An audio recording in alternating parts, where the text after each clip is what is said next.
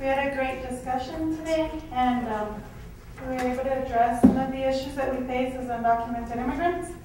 Some of the issues, or the major issues, are the fear that we live in because of our immigration status.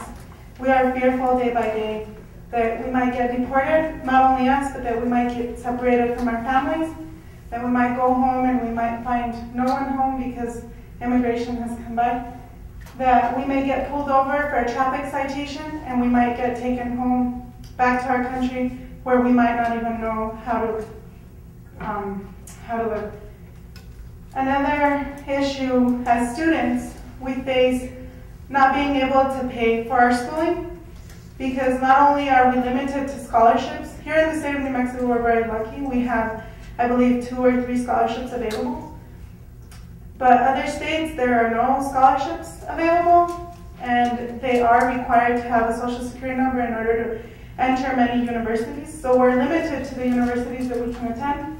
We're also limited to how we pay for our education. Without a social security number, it is very difficult for us to conceive a job or to keep a job, and therefore we are forced into criminal acts such as providing false documentation. That also creates a fear. Go ahead. Can I ask a question? You're not a citizen? Are you registered as a citizen? Do you have your citizenship? No. Why don't you apply for your citizenship? I invite you. I courteously invite you. What's holding it up? I'm not being like... No. It's a valid question. I just wonder.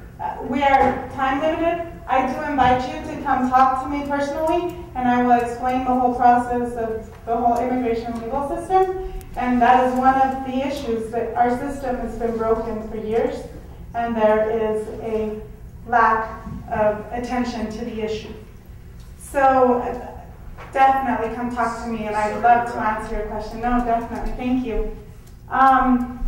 Another issue that we face is that we do not have enough funding for immigrant right organizations or for immigrant right assistance, such as programs within the schools that help immigrants get through their education.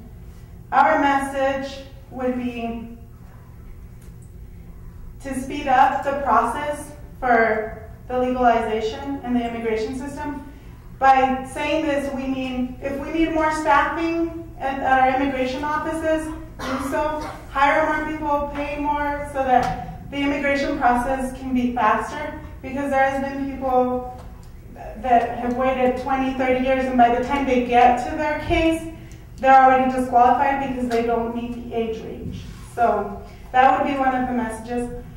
Also, we are very grateful for the DREAM Act relief that has been passed. Although we are not very clear what that means for many students, we do want to express our gratitude and say that although we are very thankful, it is not enough. It does not cover even our youth population. It limits us to a very small percentage of our undocumented students, and it limits us to the separation of our families. So that would be another message. And finally, I think the biggest message that we can send is there is an urgency for a comprehensive immigration reform in this country. It is not a secret to anybody. It is not something that has been hiding. We know this. Every single one of us knows this, whether you're documented or undocumented. So because we know that the urgency is there, there's an urgency for us to act upon it. So those would be the messages. And I don't know if you want to go over. Really quick, I'm sorry, to change the verbiage on the immigration process, instead of being called illegal aliens, you know, that has a negative connotation in which says that we are doing something illegal, that we have a felony, or that we are not worthy of being here as productive citizens of the United States of America. However, we have done nothing wrong, and we, at least to start off with, you know, change the jargon of how we are presented. Thank you. Thank you. So those would be our messages, and I'm not going to go over the actions. Yeah. So we've talked about the issues that we face. We've talked about, you know, how it is that we feel and what is the urgency for comprehensive immigration reform. So the solutions that we propose, as a regional, we can begin by organizing and educating our communities on what undocumented immigration means, what the process for legalization is. As we've noticed, not everybody is clear on how the process to become legal in this country means. So that would be a good starting point. Awareness, pressure, not only our state officials, but also go to the federal level and to the national level, and work with national organizations to pass not only the DREAM Act, but to get a solution for the comprehensive immigration reform that is very much needed. So those are our messages to the White House. Thank you so very much for this opportunity.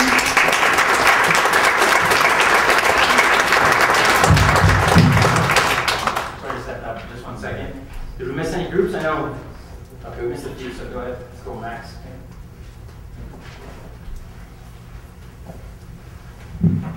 Max Bruges. My group and I, we were talking about medical marijuana, its effect on the states, economically, socially, health benefits, health problems that can happen and come out of it. Our group is focused on how we can work towards bringing awareness to the public, getting rid of terms like gateway drug, that's physically addictive, that kills brain cells. Notions like this that, you know, are from a couple decades ago have now been disproven and discredited for the most part, many of them. There's now an overwhelming support by many medical officials in this realm. Many new studies are coming out towards the benefits for patients and just, you know, economically, socially for a country. It could be much like the tobacco boom and whatnot. And so my group was going over just the big kind of obstacles in the way, big pharmaceutical companies, politics, stuff like that, as well as how we can find solutions to this, which we decided the biggest one is to raise awareness, is just to get the word out there, is to show everybody the facts of medical marijuana, marijuana in general, get rid of the preconceived notions that have turned this drug into #1 in the federal class of drugs. It's #1, it's higher than meth and heroin, you know, so, and it shouldn't be there, and I think the best way to get the solution out is to bring awareness amongst the people, amongst the public. States like California, Washington, and Colorado have provisions on their ballot this November to legalize it for persons over 21. They're giving most of the tax money to public schools, infrastructure stuff that our state could definitely use if we were able to be a little more free with how we tax medical marijuana and what we do with those taxes. And so my group is just going over that, and Drug Policy Alliance is a great resource and normal if you want to go out and you actually want to find the facts on marijuana, as well as we were also looking at how to treat hard drugs in our country, with changing that to more of a medical issue instead of a criminal, because it obviously, we haven't done much treating it as a criminal issue, and there are many other countries that have a lower drug use rate, and I think we could definitely adopt some of their programs and skills to think of how we could change our country, because since the 70s we spent almost, it's estimated, over $1 trillion on this drug war, and the only thing that's happened is more young people, more old people, more middle-aged, across every demographic. The increase of drugs says the increase of drug use, increase of drugs, and that's the only result that we've gotten from our drug war, so we need to look at a way to change that and work towards treating it as a medical issue, maybe looking at legalizing certain drugs, regulating them, and just going towards that. If you want to hear anything more about that, feel free to talk with me after this. Thank you. For the groups, if you haven't turned this into me, please do so. Again, Victoria and I fly back to DC tomorrow. And again, this is really what we're compiling this to look as to what different communities are saying and their solutions as well. In other words, this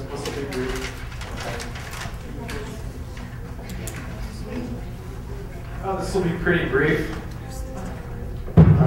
glad to see that we've got our first page of the petition filled.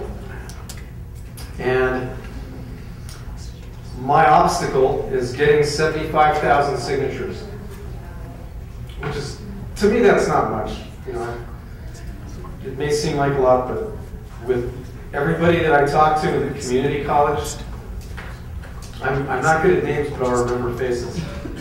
And tell your friends when you see me and my associate walking around with petitions to sign, because would you eat that styrofoam plate?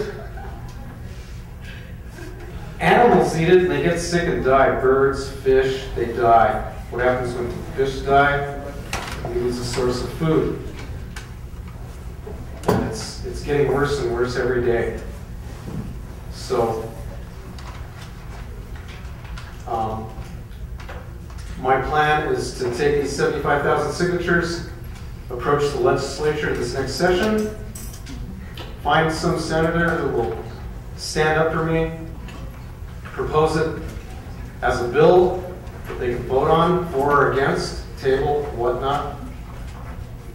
And after that, my next goal is to take on PNM to get them to go solar. The coal-fired plant is antiquated, and it's polluting the Four Corners area. It's just a mess. So we need change, and the recycling and the eventual PNM is change.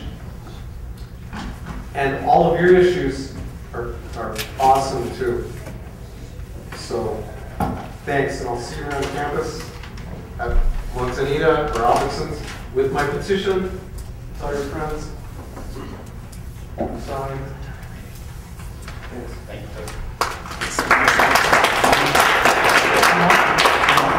Sir, my post was an issue that we're discussing, many things, but was a ban on styrofoam. So again, when you come up, make sure to just address the issue and then your solution. My name's Delilah Murillo. I'm with the Anthony Teen Advisory Council.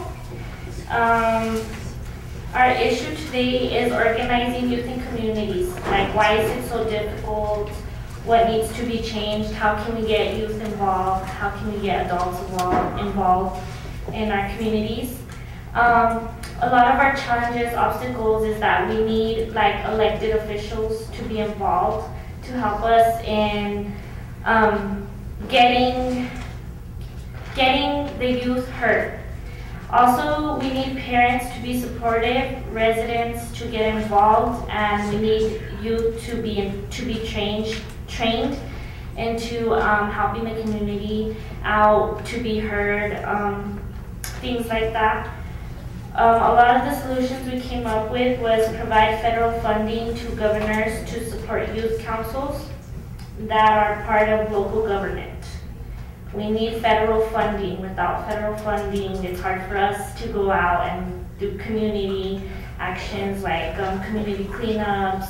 We want to do movie nights, graffiti cleanups. Without any federal funding, any support, it's hard for us youth to get heard. Also, a lot of the challenges is that we need to attract more youth, more adults. It's hard for us to, without a good support system, it's hard for us to go and ask kids, help us out, let's get involved. A lot of these people don't want to, they feel they don't need to. We need to educate private sectors into reaching out to our kids. We want to get a movie theater and a Walmart in Anthony, New Mexico. We're from down south. I don't know if you guys heard of Anthony. So yeah, we're trying to get private sectors, movie theaters, a Walmart. We need that to come into our community because a lot of us have to go all the way to El Paso, Texas, or Las Cruces, New Mexico just to watch a movie, just to go to Walmart and buy some clothes, a mall. We don't have anything of that. So pretty much we don't have anything in Anthony that's helping our youth. That's why a lot of these kids, and me, youth, we're out there doing crazy stuff. So yeah, we're trying to consider we're trying to consider service learning, service corps funded outreach with community engagement, and improving programs in communities. We're trying to get programs more into the community because we really don't have anything. We're trying to get, sports complex, stuff like that, swimming pools, sports, not just school after school activities, because a lot of the funding they won't do after school activities. Also, we're trying to prepare a presentation for the Governor Martinez to address the youth forum issues from the communities. Tomorrow also we're going to do a presentation on PowerPoint. We did a survey for the city of Anthony. We passed out 525 surveys and got 85% of them back. It was a good outcome. Tomorrow we're going to present against the Anthony's City Council. We're going to present a PowerPoint and give a little bit of the taste. We haven't completely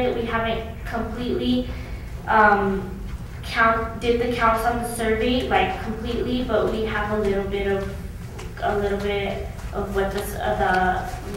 what we've gotten back from the survey, and we're trying to see present it and see what the elected officials are willing to help us in.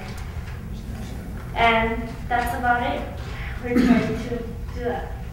Thank you.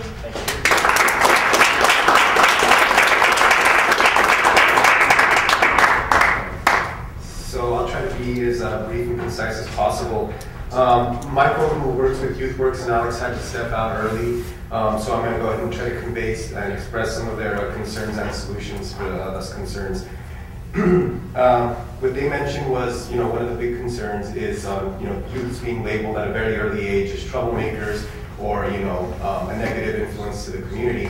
And what their program does and works on is trying to show another side of that, trying to get these youths who a lot of them may have come out of jail or on that path, and getting them exposed to certain programs and getting exposed to employment.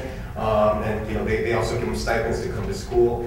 And so what they're trying to do is promote more programs like this and influence more youths to kind of deter from that path and come to college, get a better education, be a positive attribute to the community as opposed to a negative influence, not only on themselves but the youths that look up to them. And so what their resolution or what their solutions are to expand the program, expand YouthWorks, bring maybe community college students, student leaders in the community college to go to YouthWorks to either tutor or to talk about the Santa Fe Community College. And that's just the beginning. We need to get student leaders here, which we have plenty of, and are just fantastic, great student leaders, to go to elementary schools, to go to junior highs, and nip it in the butt early on, and get these students exposed to college, and get these students, and some of these students who may be jaded by the educational system, give them hope and express to them that, what, it's very possible for you to go to college. It's not a far-fetched idea. It's not something that you can't obtain. It doesn't matter where you came from, you're a first-generation college student, or you're in the game.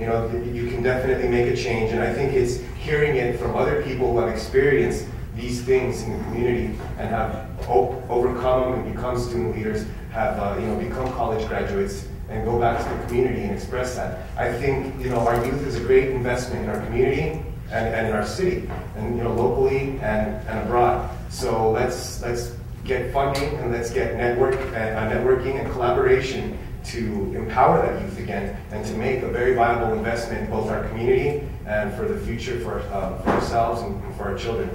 I think this is something that we can work on both locally through the Santa Fe Community College, and that's what we're going to try to do. Is student government, along with some of the student ambassadors that I spoke with, are very willing to volunteer at YouthWorks for tutoring, to kind of give tours of the college and say, hey, this program is available for you. You can get money to come to college. You can get scholarships. A lot of people don't know about some of the programs that they offer here at the community college, like the Contract for a Better Tomorrow, which pays you to go to class if you're a first-time college student, gives you $100 per A, $50 per B. I mean, this is offered to students who very much so need this resource, and they're just not very aware of it, or it just seems too far off for them to kind of grasp. So the solution would be to network, collaborate with programs, and maybe acquire or try to get some grants for more funding for these programs. Thank you.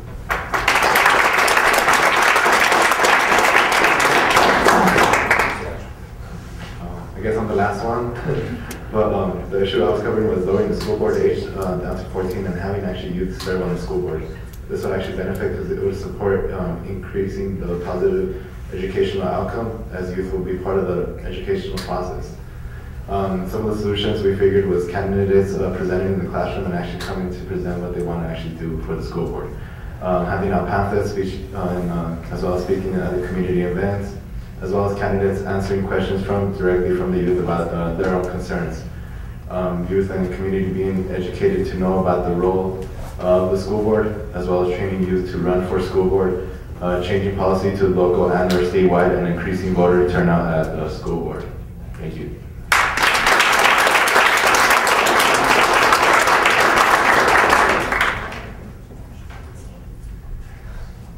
All right, guys, I know you're winding down. So I just want to, I want to use the microphone. So I want to thank everybody for coming today. I want to thank the college, Dr. Liss, everyone who, the ambassadors, student ambassadors, for hosting us here today. This has been incredible. And I think been a really a great conversation, and I'm really hopeful that you can take anything that you learned today. At least, I'm going to challenge you to at least, for one new person that you met today, to set up a coffee, to set up a lunch, but to continue this conversation in some way. For those of you, it may mean bringing a full group back together to keep the conversation going. But this is how this happens. I have to be really honest, like, we're looking at 2013 as being a year that we try to tackle comprehensive immigration reform. We're going to tackle education reform. We're going to be looking at really facing that, what the green economy should look like in the next year. Like, those are all things that are within reach because it started in rooms like this. And with people like yourself. I mean, we're now in a position with Congress and with the administration to actually take action on a lot of those issues that have been raised here today. But they started here, and I don't want you to underestimate yourself and the fact that you're like in a local community, or that you feel like you haven't been heard, or you don't think that anything is within reach.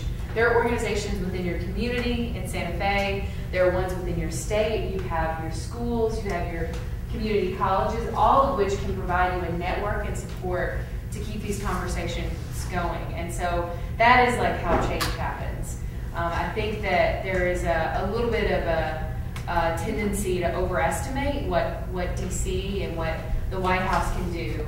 And I think that the change that really happens and that lasts much longer than any administration, longer than any president, it happens here, and it really starts within these communities. So please, like, take a second, and for that person that you started up a conversation with today, get their information, find a time to catch up, because I do think that this is really where we can really start to take action on a lot of these things. So thank you again for coming. Robert, anything else I should add? I'd catch us after. I've got cards, and I know Robert has cards too, so if you guys want to stay in touch, we want to do that. We're gonna out of all of these White House Young America series, we're gonna create an ebook and send it out to you guys as part of follow-up, and to give you a chance to see what other college campuses did at their series and some of the things that they came up with. So, yeah, question?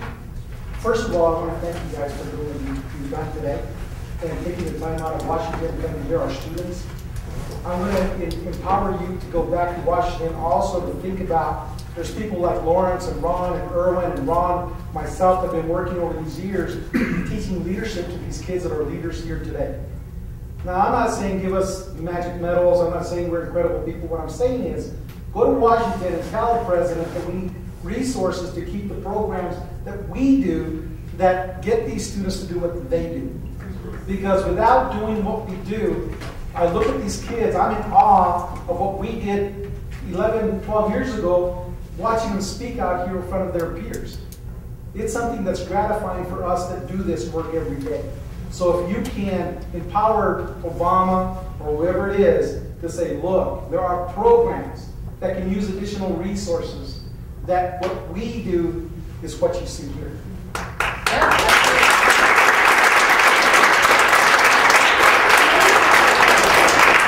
Again, unfortunately, that is not a President Obama decision. That is very much a decision that lies in the halls of Congress, that lies in those budget conversations. And I think in the Department of Education, Robert can speak to this, are very much in support of many of these programs.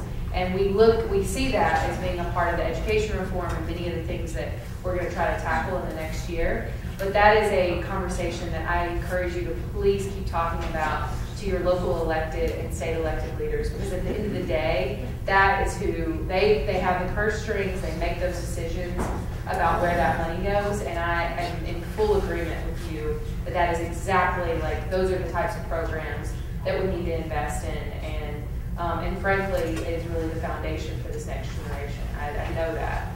So yes, while we'll definitely make that clear, but please continue to make, take those students the next time your senator or your congressman come home, and show them what the results of some of those classes and your mentorship have done, because they don't see that enough. So thank you for bringing that up, and thank you guys, and have a great night, and catch us if you have any questions.